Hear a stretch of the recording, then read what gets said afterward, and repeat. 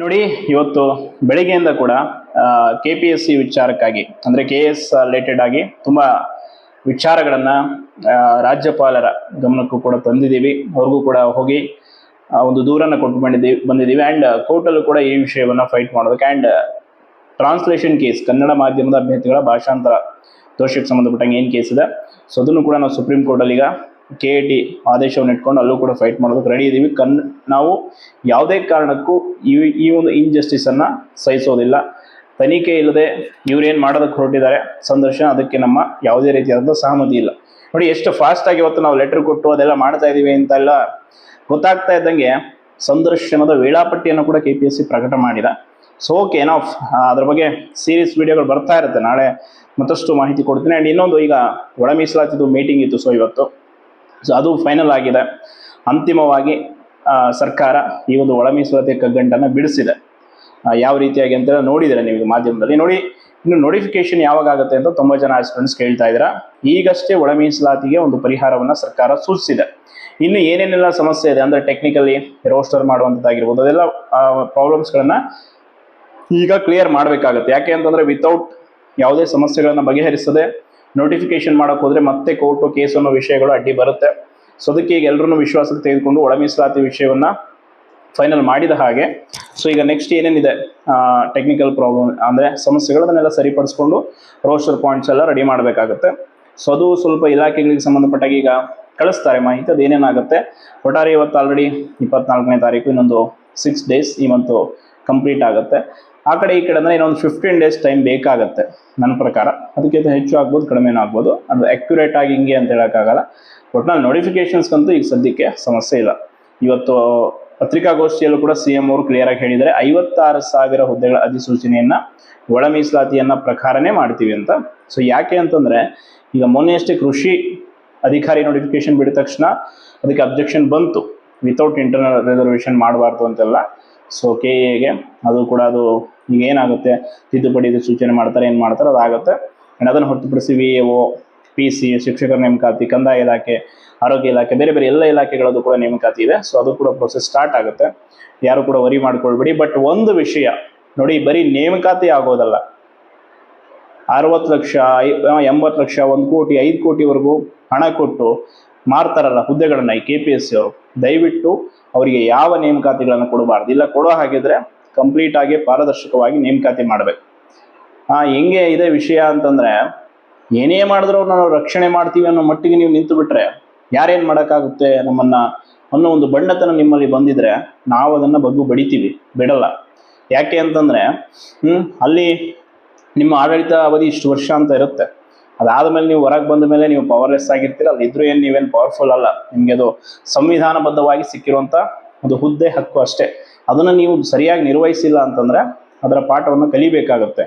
ನೋಡಿ, ಈಗಾಗಲೇ ರಾಜ್ಯಪಾಲರ ಗಮನಕ್ಕೂ ಕೂಡ ಈ ನೇಮಕಾತಿ ಮೀನ್ಸ್ ಏನು KS ರಿಕ್ರೂಟ್ಮೆಂಟಲ್ಲಿ ಮುಖ್ಯ ಪರೀಕ್ಷೆಯಲ್ಲಿ ಏನು ಮಾಡಿದ್ದಾರೆ ಧನಂಧಾರಿ ಕೆಲಸ ಅನ್ನೋದನ್ನು ಸಲ್ಲಿಸಿದ್ದೀವಿ. ಸೋಮವಾರ ಲೋಕಾಯುಕ್ತಕ್ಕೂ ಕೂಡ ಕೊಡ್ತೀವಿ. ಕೆಲವರು ಆಲ್ರೆಡಿ ಹೇಳ್ತಾ ಇದ್ದಾರೆ ಅಲ್ಲಿ ಪ್ರೂಫ್ ಹಾಕಿ ಗ್ರೂಪ್ಗಳಲ್ಲಿ ಅಲ್ಲಿ ಡಿಸ್ಕಸ್ ಮಾಡೋಕ್ಕೆ, ಅಲ್ಲಿ ಹಾಕೋಕ್ಕೆ ಅದು ಸುಮ್ಮನೆ ಏನೋ ಸಣ್ಣ ಪುಟ್ಟ ವಿಷಯ ಅಲ್ಲ, ಸಾವಿರಾರು ಕೋಟಿ ಹಗರಣದ ಅತಿ ದೊಡ್ಡ ವಿಷಯ ಅದು. ಸುಮ್ಮನೆ ಗ್ರೂಪ್ಗಳಲ್ಲಿ ಅಲ್ಲಿ ಇಲ್ಲಿ ಹಾಕೋದಲ್ಲ. ಏನೋ ಒಂದು ನಿಮ್ಗೆ ಮಾಹಿತಿ ಕೊಡ್ಬೋದು, ಬಟ್ ಅದನ್ನು ತನಿಖೆಗೆ ಅಲ್ಲಿ ಸಹಕರಿಸಬೇಕಾಗತ್ತೆ. ಅದನ್ನು ನಾವು ಕೋರ್ಟ್ ಮೂಲಕ ಕೂಡ ತುಂಬ ಚಾಲೆಂಜ್ ಆಗಿ ತೆಗೆದುಕೊಳ್ಬೇಕಾಗುತ್ತೆ. ಸಾಕ್ಷಿಗಳು ಯಾವುದೇ ಕಾರಣಕ್ಕೂ ಯಾರು ನಾಶ ಮಾಡದೇ ಇರೋ ರೀತಿ ನೋಡ್ಕೊಳ್ಬೇಕಾಗುತ್ತೆ. ತುಂಬ ಅಂದರೆ ತುಂಬ ಸೆನ್ಸಿಟಿವ್ ವಿಷಯ ಇದು. ಈ ವಿಷಯದಲ್ಲಿ ಗೆಲ್ಲಲೇಬೇಕಾದಂಥ ಅನಿವಾರ್ಯತೆ ಇದೆ. ಇಲ್ಲ ಅಂತಂದರೆ ಲಕ್ಷಾಂತರ ವಿದ್ಯಾರ್ಥಿಗಳ ಭವಿಷ್ಯವನ್ನು ಸರ್ವನಾಶ ಮಾಡ್ತಾರೆ ಇವರು. ಮುಂದೆ 400+ KS ರಿಕ್ರೂಟ್ಮೆಂಟ್ ಅಂತ ಹೇಳಿ ಕತೆ ಹೇಳಿ ಅದನ್ನು ತಿನ್ನೋ ಆಲ್ರೆಡಿ ಅದಕ್ಕೂ ಈಗ ಅಡ್ವಾನ್ಸ್ ಬುಕ್ಕಿಂಗು ಮಾಡುವಂಥ ಕೆಲಸ ಮಾಡ್ತಾರೆ ಇವರು. ಇನ್ನು KS ಅಲ್ಲಿ KPSC, SD, FDA, ESI ತುಂಬ ನೋಟಿಫಿಕೇಶನ್ಸ್ ಇದೆ. ಸೊ ದಯಮಾಡಿ ಹೇಳ್ತೀನಿ, ಯಾರು ಕೂಡ ಆ ಥರ ಬಿಡಬೇಡಿ. ಎಲ್ಲವೂ ತಿಳಿಯುತ್ತೆ ನಿಮ್ಗೆ, ಆಯಿತಾ? ಪ್ರತಿಯೊಂದು ಇಂಚಿಂಚು ಮಾಹಿತಿ ತಿಳಿಸ್ತೀನಿ, ಅದೇನು ವರಿ ಮಾಡ್ಕೋಬೇಡಿ. ದಯವಿಟ್ಟು ನೀವು ಅಲರ್ಟ್ ಆಗಿರಿ ಅಷ್ಟೇ. ನೇಮಕಾತಿ ಕುರಿತಂತೂ ನಿಮ್ಗೆ ಇವತ್ತು ಗ್ರೀನ್ ಸಿಗ್ನಲ್ ಸಿಕ್ಕಿದೆ, ಅದಾಗುತ್ತೆ. ಅದರ ಬಗ್ಗೆ ಏನು ವರಿ ಮಾಡ್ಕೋಬೇಡಿ. ಖಂಡಿತವಾಗಿ ಅದರ ಪಡೆಯೋದು ನೇಮಕಾತಿಗಳು ನಡೆಯುತ್ತೆ. ಬಟ್ ನಮಗೆ ಬೇಕಿರೋದು ಪಾರದರ್ಶಕವಾಗಿರುವಂಥ ನೇಮಕಾತಿಗಳು. ಸುಮ್ಮನೆ ಏನೋ ನೇಮಕಾತಿ ಮಾಡ್ತೀವಿ ಅಂತ ಹೆಸರಿಗೆ ರೆಕ್ರೂಟ್ಮೆಂಟ್ ಮಾಡಿ ಈ ಥರ ಮಾಡಿದ್ರೆ ಏನು ಮಾಡೋದು ಹೇಳಿ? 5 ಕೋಟಿ ಕೊಡೋಕ್ಕಾಗತ್ತಾ? ಬಡವರು ಮಕ್ಕಳು ಇರೋ 1 ಎಕರೆ ಜಮೀನು 50 ಸಲ ಮಾಡಿದ್ರೆ 5 ಕೋಟಿ ಬರಲ್ಲ. ಯಾವನು ಇದ್ದವನು ಯಾವೊಂದೋ ತಲೆ ಹಿಡಿದು ತಲೆ ಹೊಡೆದು ಎಲ್ಲ ದುಡ್ಡು ಮಾಡ್ಕೊಂಬಂದು ಕೊಡ್ತಾನೆ, ಮಾಡ್ಬೋದು. ಆದರೆ ಪ್ರಾಮಾಣಿಕರಿಗೆ ಬಡವರಿಗೆ ಆ ಹಣ ಕೊಡೋಕ್ಕಾಗಲ್ಲ. ಸೊ ಈ ವಿಷಯದಲ್ಲಿ ನೋಡಿ ನನಗಂತೂ ತುಂಬ ನೋವಿದೆ.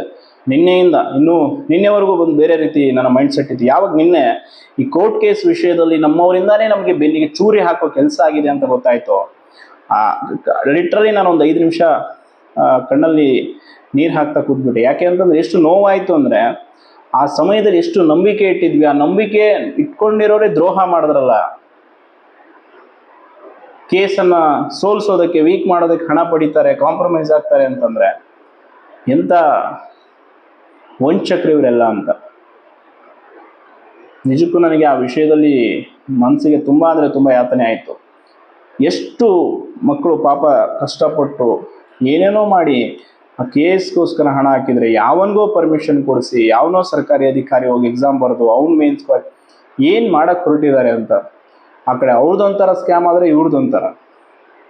ಖಂಡಿತವಾಗಿ ನಮ್ಮ ವ್ಯವಸ್ಥೆಯನ್ನು ಇರೋ ಸಮಸ್ಯೆಗಳನ್ನ ಭೇದಿಸೋದು ಅಷ್ಟು ಸುಲಭ ಇಲ್ಲ. ಇಲ್ಲಿ ಬೇಲಿನೇ ಎದ್ದು ಹೊಲ ಮೇಯುವಂಥವು ತುಂಬ ಘಟನೆಗಳಿದೆ.